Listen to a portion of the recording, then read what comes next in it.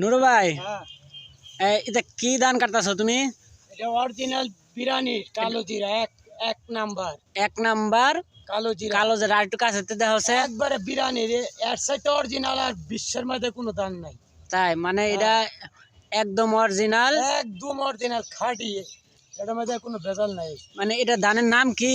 এটার নাম হচ্ছে বিরানির ধান কালো জিরা।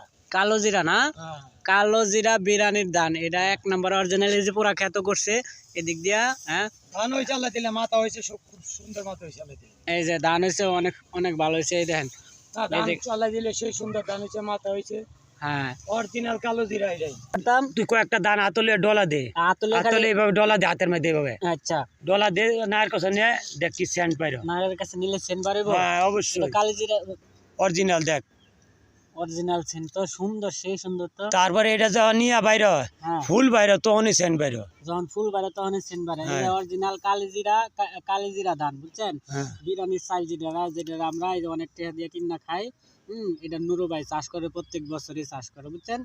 এই যে ডলা দিয়ে নাকের কাছে দিল ধানেতে সেই সুন্দর এই যে সেন্ট আইতাছে। এটা অরিজিনাল যে কালি জিরা, এটা জমির কাছ দিয়ে গেলে সেন্ট বাইর। জমির কাছে দিয়ে গেলে সেন্ট বাড়ে।